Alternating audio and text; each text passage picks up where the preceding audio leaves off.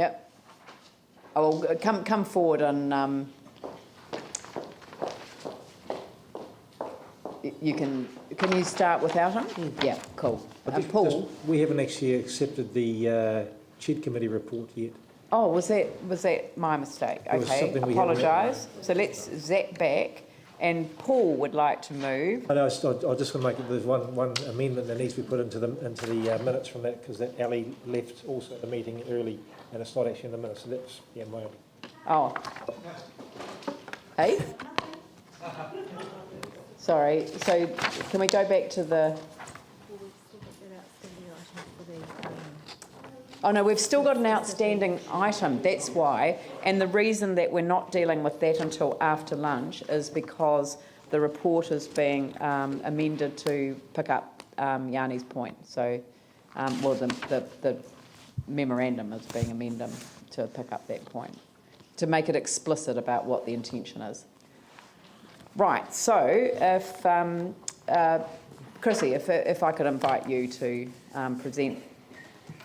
So this is Clive in the meantime. Yeah. Thank you, Madam Mayor. This is the quarterly report. They're very familiar to you now for the Natural Environment Recovery Program. The report used to go to the Recovery Strategy Advisory Committee, which, as it's no longer, goes to the Urban Development Strategy Implementation Committee, the UDSIC, and that's in the open part of the meeting. Just to clarify your agenda, I think Clive, in the preparation of this, has attached the full UDSIC agenda to the NERP report, rather than just the report that went to UDSIC. So you do have the UDSI agenda in your papers, and the memorandum of agreements included in that, but it shouldn't be attached to the NERP. And if you need to ask questions on what's in the UDSIC agenda, I'll refer you to Keith Talentire, who's at the back. So just in lieu of, until Clive gets here, as part of the report that he's written is the comment in paragraph section 4. So I won't go into detail on there. I think it's better that perhaps I talk to the coloured aspect, the progress report. Just remind you that the Natural Environment Recovery Program, the NERP Technical Advisory Group, now meets every 2 months, and Helen and/or Clive attend that from the Christchurch City Council, along with the other strategic partners, and they guide the work of the NERP and also provide input into this progress report, and it seems to come around awfully quickly for them, I know that. What I thought I'd do is just highlight 2 or 3 aspects in the progress report, and I'm sure you'll raise some questions about others. Most of it's around the community involvement, and you'll, I think, be aware that through the Spraden Heathcote Community Board, especially with Helene Mortner and Melanie Coker, they've been working with a number of the groups working along the Heathcote River, and have now reached a point where they are going to have an overarching group around the Heathcote. And I think that it is an earthquake, it has come out of the earthquakes, where people who've got a strong interest in the Heathcote have seen the attention that's been given to the Avon Otakaro, and they think they are aware that the Heathcote is as important to the city as the Avon. So I think that's a positive aspect of one of the positive aspects that's come out of the earthquake effects on that river, and there is increased sediment in that river, and that's always been the significant contaminant there. I think you're very aware of the stormwater work that's going on, and the rather than the NERP picking that up themselves, the people you've heard from this morning, the Christchurch West Melton Zone Committee, are providing a strong community voice on that, and you're aware of their concerns, issues, and approach that they're taking. Under the Project 10 around the controlling the weeds and pests, early on in the development of the NERP, we initiated meetings between the agencies who are involved in controlling weeds and pests in the residential red zone, especially around on the flatlands. So that was SERA and Department of Conservation, Environment Canterbury and Council.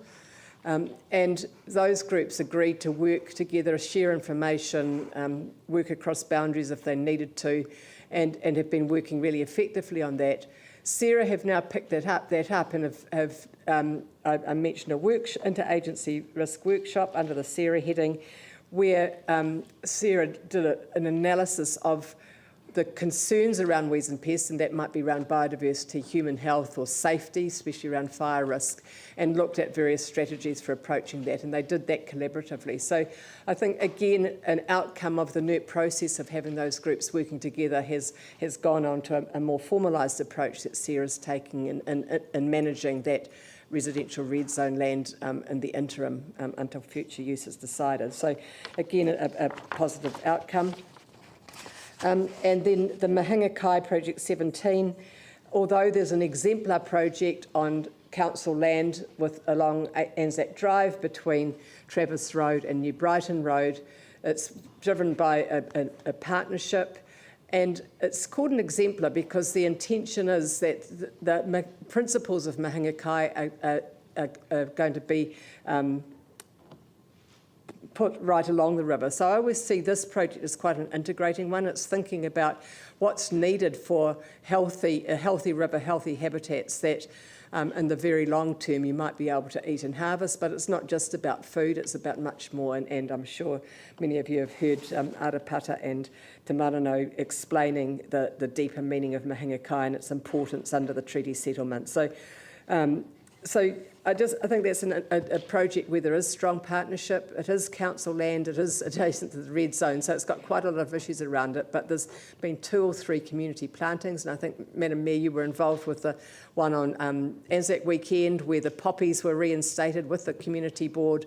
It was their project initially, and then there was a planting that followed, and the Turkish ambassador was there. So again, it's just reminding you about the partnership approach that's being taken through here. To finish my input, what happens to the NERP as we go towards transition?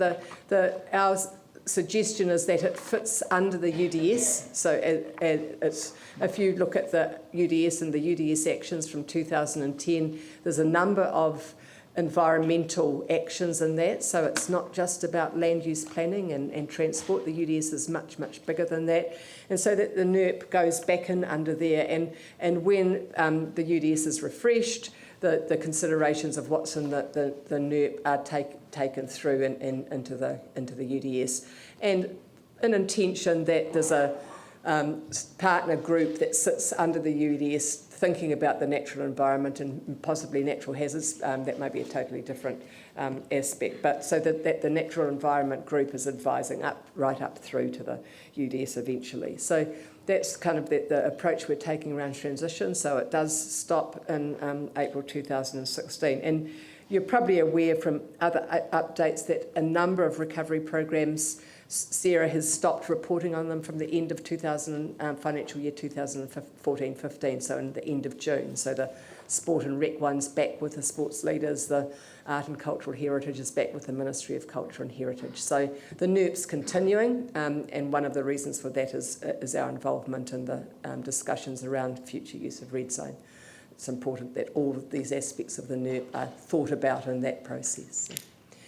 So I don't know, Helen, if you want to add anything, see. Clive's not here for Clive's report? Or? Well, in terms of the City Council contribution to the Natural Environment Recovery Programme, most of it has been around our natural hazards work through the district plan, and you'll be aware that the latest is the coastal hazards, which will be notified this weekend, and then the lodging of the comprehensive stormwater discharge consent. So that was lodged at the end of June with Environment Canterbury, and that covers all of our stormwater networks across our city catchments and also the settlements on Banks Peninsula. So those are the major streams of work that we've been doing. I think just a comment from me is that I would really hate to see this level of sort of public reporting lost in a transition back to UDS. So I think that might be something that we need to think of in relation to, you know, the framework for the transition, so that you know, a refreshed UDS actually has a requirement for this reporting back to each of the councils, because in a way it's almost like devolving it to another body to hear these issues, and I think it's useful for the whole city, especially since our meetings are live streamed and theirs aren't. It does provide an opportunity for people to kind of tune in and check out where we're up to in terms of a very important focus for our city. One of the things that I was going to mention, though, because it's came up during the long-term plan process, was the lack of synchronisation with the Natural Environment Recovery Program and naturally, obviously, ECAN and the council over the Sarah Council project on the tidal barrage. And ECAN, quite rightly in my view, came to council and said, you know, if you're going to look at things like that, work with us in a collaborative way, because we've got, you know, a ton of knowledge and experience in this space, and we'd want to be taking that into account right throughout the discussion. And it may have even influenced the level of input that was put into a pre-feasibility study. We were quite surprised that ECAN hadn't been engaged in that process, but I think the NERP's a natural kind of supervisor of the relationship across the two. Supervisor might be a bit strong, but at least an information sharer. I think, yeah. you know, I think it's non-statutory. When you're talking, It was more like an alert. yeah. You know? And when you're talking about possibly continuing reporting, currently it's every quarter. What frequency would 6 monthly be adequate, do you think, Madam Mayor? Well, I mean, we quite like this, so. It might not be me. But yeah, anyway, you know, a reasonably frequent reporting, because it is something that the city's interested in as a whole. It's, you know, it's not just councillors that have an interest. The city has an interest in cleaning up the rivers, and you know, we see this as very much a focus on the issues that we need to be thinking about. Anyway, Phil, Andrew, and Glenn. And Vicky, just and to comment about the tidal barrier, there'll be a pre-feasibility study report coming to the IT&E committee for our next meeting. Thank you for the report, Chrissy. What I wanted to ask you about was that the partnership you mentioned with Sarah around managing weeds in the red zone. Is that being extended to empty sections, say on the Port Hills, where houses have been removed? It certainly, the discussions certainly include both the Sarah people who are managing, and the other agencies who manage weeds on the Port Hills, but it certainly involved both Sarah groups. There's different groups that manage the land on the flatland and the Port Hills, and they were both involved in that discussion. So different approaches will be needed. I mean, access on the Port Hills because of risk is one of the barriers for good weed control. And has been, you know, for the last 5 years. So there's different reasons why the weeds are perhaps worse on the Port Hills than they are in the red zone, in the flat red zone. Yep. My other question is possibly more for Helen, but it relates to the report on biodiversity, and this relates especially to the Heathcote. But I just wondered if you could tell me, Helen, whether our trees policy fits our biodiversity policy. Like, can we sort of be assured that when trees are planted by council as part of earthquake recovery, or whether it's business as usual, and in fact that the tree planting will fit the biodiversity policy? It does. So our policies for tree planting do include using native species, and particularly where that is important to use them, so where it's along riparian strips and in areas of ecological significance. So yes, that it is greatly influenced by the biodiversity strategy. Just wondered if there might be a way in the future that community boards, just like you mentioned the excellent example of the Spraid and Heathcote board members, if that might also be an area that they could potentially be involved in terms of replanting. Thank you. Andrew, was it? Thank you very much. Thank you very much for the report and for the presentation. I've got two questions. The first of which relates to number 6 in the table, managed sediment from liquefaction. Is this piece of work limited specifically to sediment from liquefaction? If I look at what's happening in Littleton Harbour, as a result of changes to the way the land behaves as a result of the earthquake, and in particular changes to drainage, and as a result of demolitions which have left bare land, and as a result of retaining wall damage would be another example, the amount of sedimentation going into the harbour would have increased.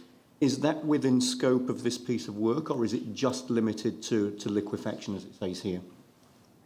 I'm sure Helen can add to it. Most of the work that's been done around sediment has been in the tributaries of the Avon and the Heathcote, in the areas above where there's tidal influence. So where you've got tidal influence, it's the sediments are almost part of the environment. It's where you previously had gravel beds, and with the which are where the invertebrates live, is where the work has started. And obviously starting in the tributaries makes more sense than going straight to the main stem.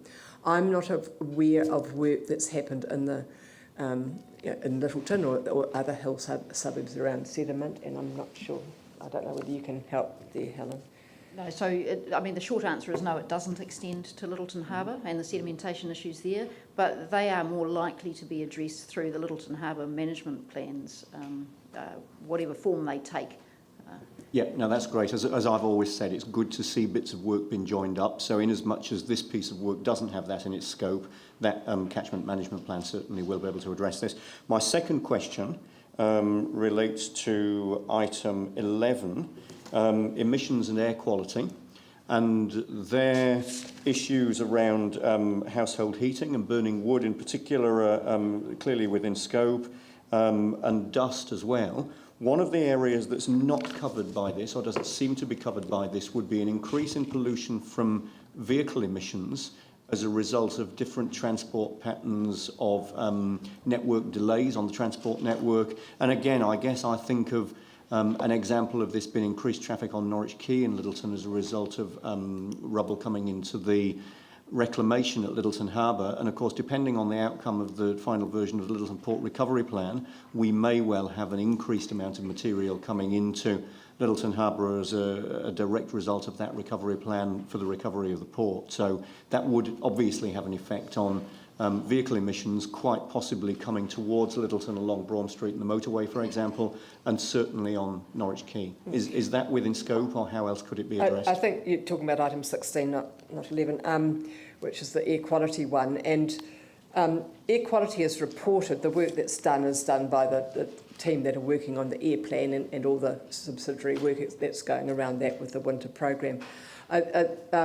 You'll recall Commissioner David Bedford reporting to you yesterday about the proposal to do some specific sampling in Littleton, and I think that's the first step, is to recognise what the effects of the traffic are. I'm not sure whether there's any baseline data, because you're talking about change in emissions because of increased traffic. So, but at least if we can get current state, so and then can think about responses based on that. When this was first raised by the community board, they made contact with myself, and I passed that through to other people within Environment Canterbury. And one of the comments is that emissions from vehicles per se are managed by the transport authorities rather than by the people who are monitoring air. But then you're saying we need to think about our response because of the air quality. So I think we probably need to wait for that data to come through. I understood from what I heard yesterday that the timeframes are reasonably soon for getting that data. I don't know whether there'll need to be some winter and summer sampling, because while the emissions might be similar, the effects might be different depending on the environmental conditions. So that's probably it's saying a wait and see, but I think we do need some evidence to respond. So, Glenn? Thank you, Chrissy, and thank you for these updates. Really appreciate all the details, such as Project 5. Good to see some improvement in the Otako there. But my question's about the natural hazards. As you know, there have been two conversations by way of meeting in Durwood Pegasus Ward to date prior to the notification, and as we anticipated, they haven't been necessarily easy meetings. What I'm hearing is that people want information. That's good. That they're wanting solutions, and so when we talk about solutions in terms of district plan provisions, yes, they can see that, and some of those are a bit tough too. But they're kind of looking for solutions by way of built form, and I'm particularly referring to stop banks. This has been a common denominator in both meetings. Have you got any comments on that? I'll let Helen comment on that. Again, remember when I'm reporting on the NERP, this is a partnership position, but I will report from the view of Environment Canterbury. Currently, the coastal erosion hazards are listed both under the Regional Coastal Environment Plan and under the District Plan, and you'll be aware through the LERP that there's been an action that transfers that solely to the District Council, and that's what your chapter is going to address. Under the Regional Coastal Environment Plan, it was only the open sea hazard erosion hazard that was assessed, so it was quite a small area along the coastal area.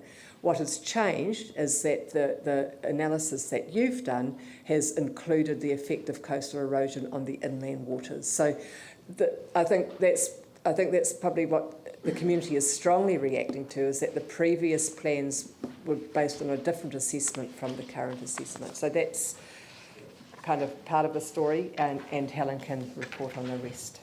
That's a very big question in the context of this report, but if I just give a brief sort of overview answer, the intent of the coastal hazards work is to provide really good information to our communities and to council itself in terms of its infrastructure program over the next 10, 20, 30 years.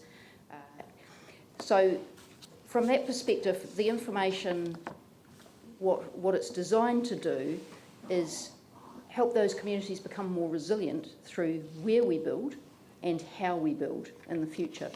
Now, in terms of the district plan rules and the proposed framework that's notified this weekend, those rules are looking to restrict new development in the high-risk areas, so that is not allow intensification in those high-risk areas.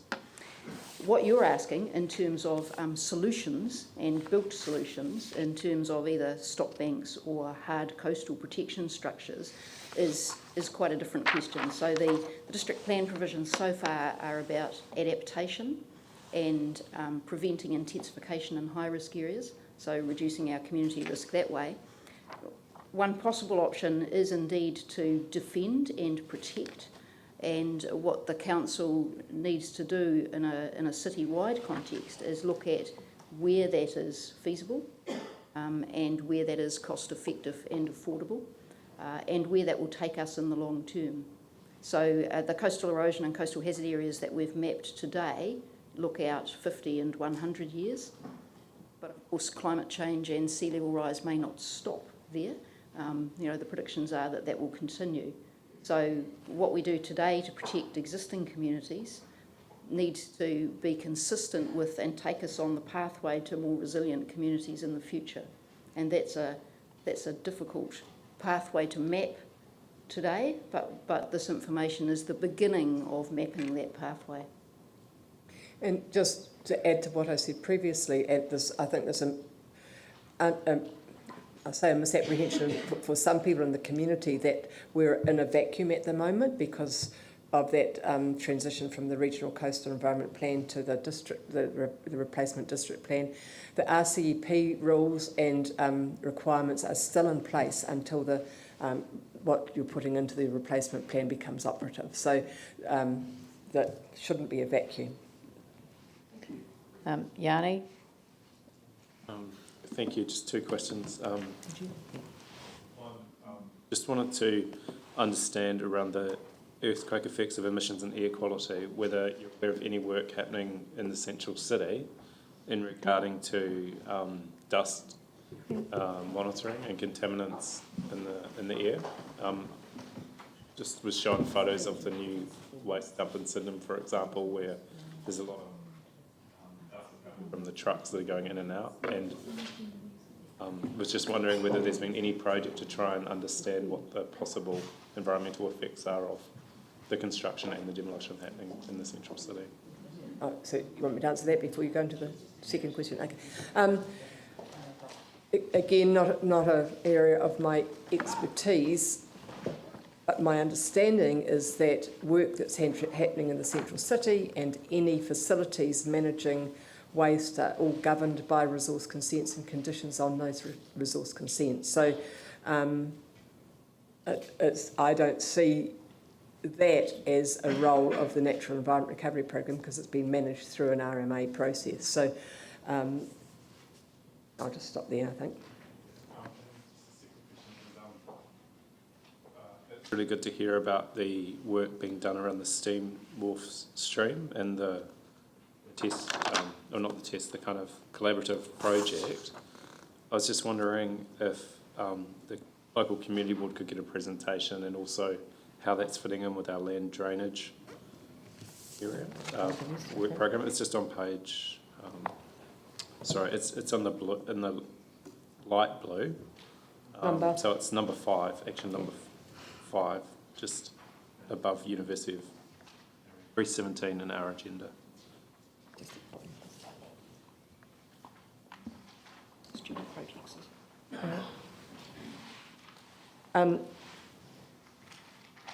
Just try. Oh, that's coming from the immediate steps. So that'll be coming through from the zone committee. So yeah, I'll follow that up with it'll be the Christchurch West Milton Zone Committee. Does anyone from that ward know? Having to so and we'll get that from the zone committee, and we can send that through an email response. Or if the community board wants a presentation, I'm sure that we can arrange that. Just in terms of the land drainage program, because we need to do some work there as well. Is that's all going to be quantified through that process? I'm not sure if there's a land drainage recovery program project active in that area at the moment, but I can check on that. Maybe the zone committee can discuss that tonight, but I think the local community and members at the board would probably welcome getting just some further information. Yep, cool. Thanks. Thanks, Vicky. In relation to the emissions in 16, given how much of our emissions are in the transport fleet, is there any work being done on electrification of vehicles in any way? No.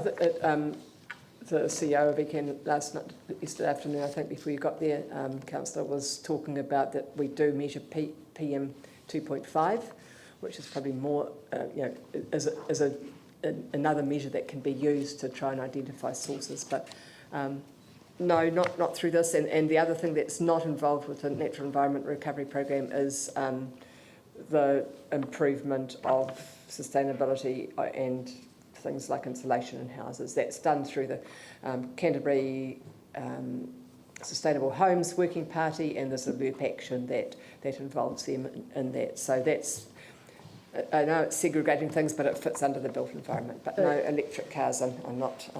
Can I just be clear then? Just in terms of the government's target for an 11% drop in emissions, is there any work being done regionally on how we would actually meet that, given that it's unlikely to come from action or other easy wins, and that it would have to come from transport fuels? The air quality program isn't looking at CO2 emissions, it's looking at particle emissions that have health effects and cause smog. So that I don't... There's no link between the government's voluntary commitment that it's making any of our natural our air quality standards. Not within the NERP. There may be in other aspects of work, and I could follow that up, and it'd be interesting to know what the council's also doing through their climate smart strategy as well. Because Pauline? Thank you. Just one quick question.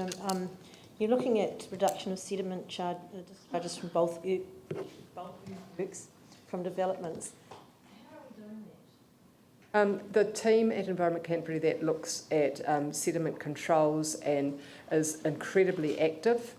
They've got a pocket guidebook that I'm sure is available to you, and I think it was presented to the Zone Committee at its last meeting, I think I remember. So really strong focus through literature, workshops and videos at the builders, both small and large, who have to control the sediment that's leaving their properties. I mean, there's still problems with trucks that are going to and from those, and dropping dust and those kinds of things. So it's not perfect, but certainly the team that's doing that in Environment Canterbury are incredibly proactive.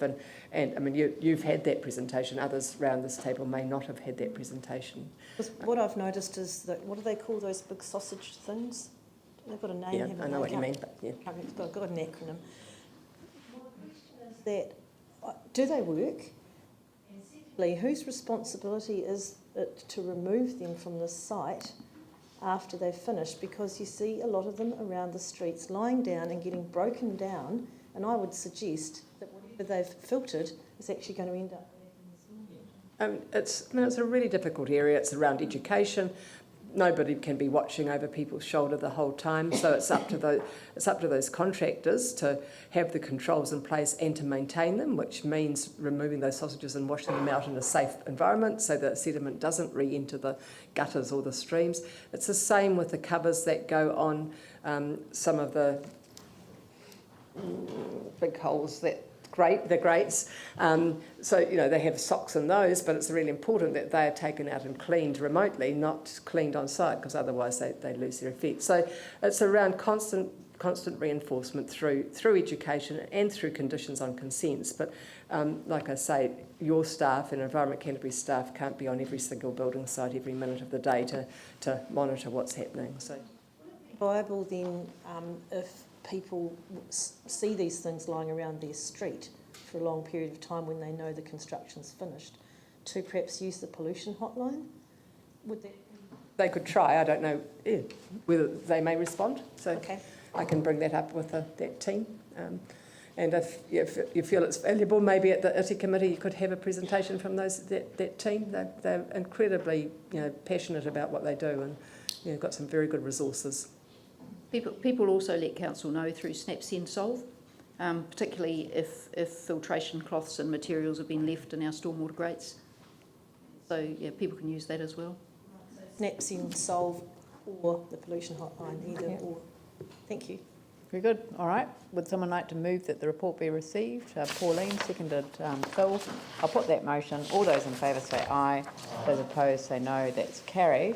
I'll adjourn the meeting until 2:15. We have 2 items to deal with in the public session, and they are the remaining component of the CHED report in relation to the Wuhan Christchurch sister city issue, and the second is the representation review. Thank you.